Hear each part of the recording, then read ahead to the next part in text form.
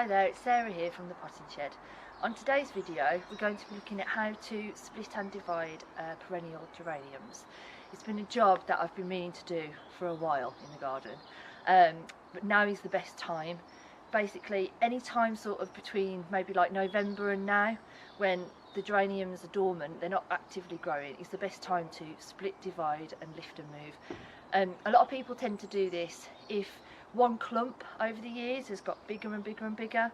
You can split, divide, move, or if there's nowhere else to put it in the garden, you can always just literally take half and throw it away. What we're doing today, it doesn't look like a large clump, but every year when it grows, it kind of like spills out and takes over this entire path, hence why I've been meaning to do it for a while. So we've got sort of two clumps here. We've got a smaller bit there and a larger part. So what we're going to do, I'm going to lift both, and I've already dug out the holes, and we're going to move them to just a bit further back into the border, just so when they do grow in the summer they're not going to spill out and take over. So what we'll do, if I do the small clump first, so you don't need to worry so much about the roots. Like I say, they're dormant, and geraniums are so resilient, so you don't have to worry too much about it. It's not kind of like moving something a bit more delicate. So what we do, lift it up.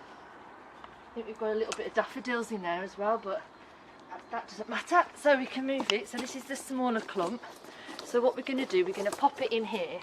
I'm hoping, I mean, it's a little bit of trial and error. It may be that this bushes out too far, but it's a smaller piece, so I'm hoping it'll be alright. And we've planted it quite far back, so I'm hoping it'll just fill out this area. And then just to make sure you've got it in right, you can just heel it in and pop a bit more soil around.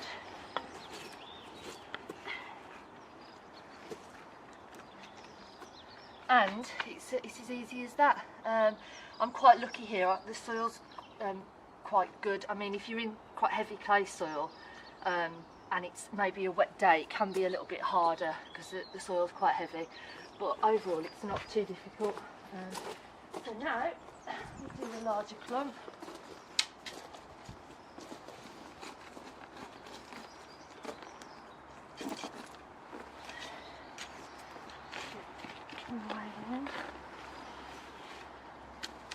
Okay, yeah, this is a larger clump. Just get as far under as you can. I'm trying to be a little bit careful because I've got all these little crocuses coming up next to it. But I mean, if you do accidentally dig up bulbs or anything, if you just pop them straight back in the ground, it won't do them any harm.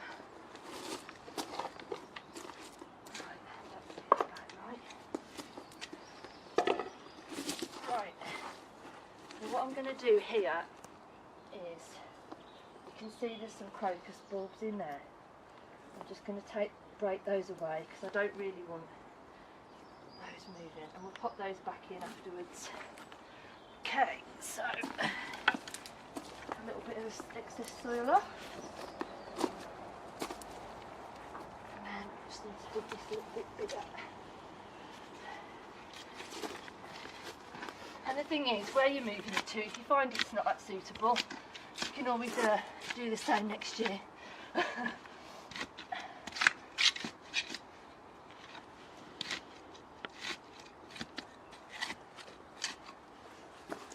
get a root from something. Throw that on.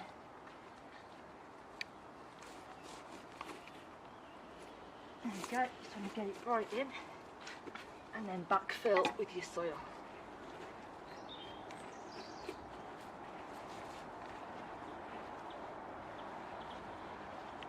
If you've got a large garden and you're doing quite a lot of moving around, it's always a good idea if you get some plant tags, and then what you can do, you can pop that in the ground so you know geraniums are there, peonies might be somewhere else. We're only moving a couple of things around today, so it should be okay, but if you think that might help, then it's always a good idea, and it's always good for future planning, because it always gets the winter when you can't really see what's there, and it really helps to have tags. It's something that I should probably do really.